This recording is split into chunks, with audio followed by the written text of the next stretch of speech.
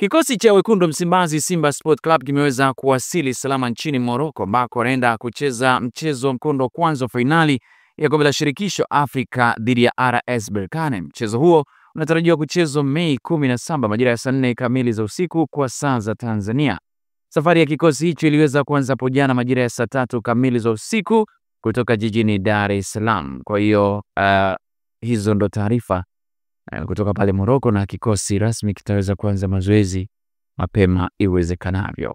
Tukitazama habari nyingine, mwenyekiti wa CCM Tanga Rajab Abraham ameweza kuzungumzia utayari wa dimba la Mkokwani kuelekea mchezo wa nusu finali ya CRDB Bank Federation Cup kati ya Yanga dhidi ya JKT Tanzania, mchezo ambao utachezwa Mei 18. Rajab anasema kwamba tunataka uwanja huu uweze kutumika mechi za kimataifa. Hayo ni machache kati ya yale mengi ambayo aliweza kuzungumza mwenyekiti wa CCM Rajabu Abraham pale Tanga. Tunajitahidi sana viwanja hivi kuvitunza toka waasisi wetu walipoviasisi viwanja hivi, kwa wajibu wetu sisi kuendelea kuvitunza na kuviboresha kila uchao. Na mtakumbuka nyinyi waandishi wa habari na Watanzania kwa ujumla kwamba uwanja wetu huu kwa kipindi cha nyuma kidogo tulikuwa tuna changamoto hususan katika sehemu kubwa hii ya kuchezea, kwa maana hii ya pitch. Tulikuwa na majani ambayo hapa hayafai, hayakuwa majani ya mpira. Kwa hiyo na vilabu vilikuwa kuilalamika sana wakija Tanga wanakuja kucheza, lakini changamoto kubwa sehemu ya kuchezea. Lakini tukasema kama wamiliki wa uwanja lazima tuweze kurekebisha hilo, na tuwashukuru ndugu zetu wa TFF, tumeungana nao mkono katika swala hilo, wametuunga mkono sana. Rais Karia, kina Mzee Madadi wametuunga mkono sana juu ya kurekebisha sehemu hii ya kuchezea. Tumetoa udongo usiofaa, tukapanda majani, tukaleta udongo unaofaa, tukapanda majani mengine mapya. Kwa hiyo umeona toka baada ya uwanja wetu kufanya marekebisho na vilabu kwenye ligi kuu wanapokuja kucheza, sasa na malalamiko sasa kiukweli yamekuwa yameondoka.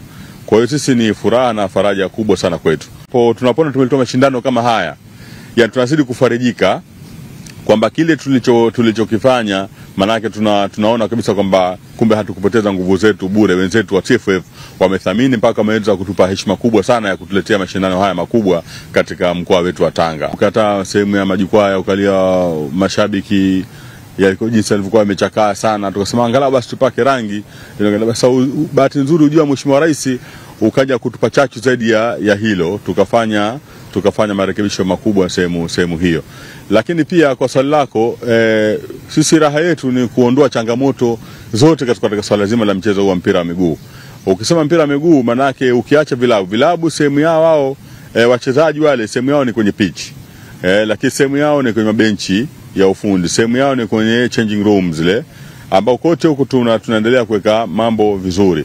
Lakini mashabiki nao sehemu ya kukaa kisha wanakaa vizuri ambao tunajitahidi kuboresha. Lakini vyoo, kwa maana wakija wasipate changamoto hizo za vyoo, tunajitahidi kuweka vizuri. Lakini najua hii ni safari ndefu sana. Yani hapa tulisema kwamba huu ni mkakati wa muda mfupi. Mkakati wa muda mrefu ni kubadilisha kabisa uwanja huu wa Mkokwani. Lengo letu sisi kama Chama cha Mapinduzi mkoa wa Tanga, uwanja huu sasa uweze kutumika na mechi za kimataifa. Kwa maana bara zima la Afrika linapokuwa na mechi za mashindano ya Afrika uweze kuja kuchezwa mpira hapa. Haya ndio malengo yetu, na ndio maana tuna mikakati hiyo ya muda mrefu kushirikiana. Kwingineko, kocha wa Namungo FC Juma Mgunda ameweza kuzungumza mara baada ya mchezo wao wa jana dhidi ya Yanga kutamatika kwa kupoteza jumla magoli 3-0. Mgunda anasema tatizo ni kwa wachezaji wake kukosa umakini, lakini pia amesisitiza kwamba hilo limepita, anajipanga kwa mechi ijayo. Lakini kwa upande wa kocha wa Yanga Miloud Hamdi, anasema amefurahia matokeo, huku akiwataja baadhi ya wachezaji ambao wamerejea kwenye viwango vyao kiwemo Aziz Ki, Kibwana na Musonda. Kocha Hamdi amesema kwa sasa anafikiria mchezo wa Mei 18 nusu finali ya kombe la shirikisho la CRDB Bank, lakini kuhusu ligi kuu malengo yake ni kushinda mechi zote zilizosalia. Anasema tumebakiza mechi 2 pekee dhidi ya Tanzania Prisons na dhidi ya Dodoma Jiji. Tutahakikisha tunashinda mechi hizo. Discipline kwa wachezaji wangu. Ilipongea. Tumecheza dakika nzuri mpaka dakika 37. Baada ya hapo tukalose concentration. Na kucheza na timu ambayo inachezaji wenye quality lazima watakuhukumu. Kwa hiyo mimi kama mimi kwanza niwapongeze wachezaji wangu pamoja na kwamba na kupoteza, tumecheza mechi vizuri, tumetoka salama, tunamshukuru Mwenyezi Mungu kwenye hilo. Kikubwa ndio kujipanga hizo mechi mbili zilizobaki. Can play better than that. Very difficult. I spoke with the player in the meeting because we stopped the last game at 21 April and we are in May, so very difficult for, I think, all the team. When you stop, we must restart the machine, so that's very difficult. But we win, we stay first.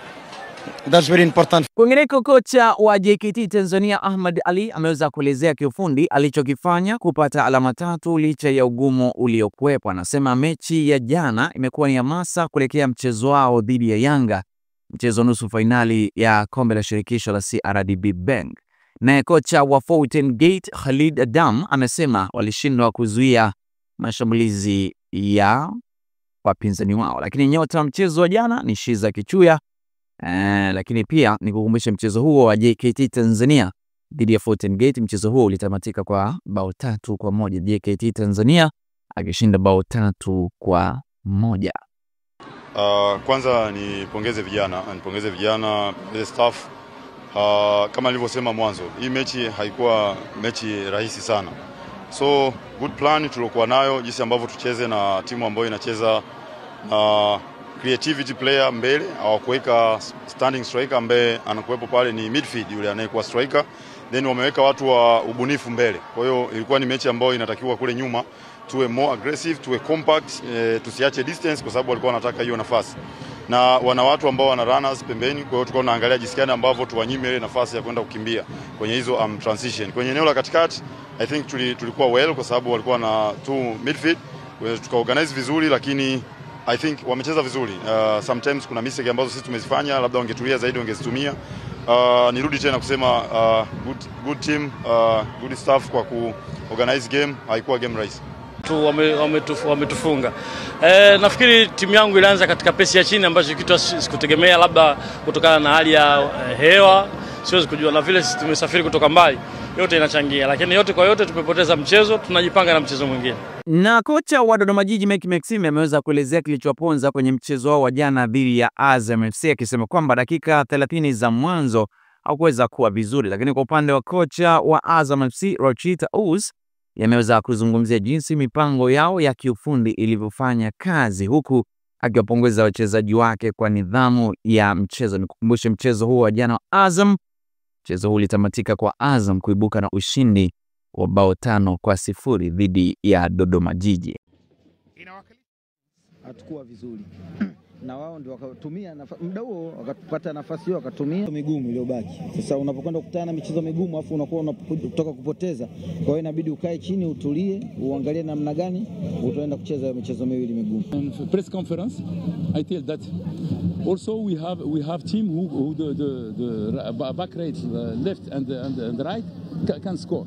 We have Lusajo, sometimes Pasco, because Pasco now is injured.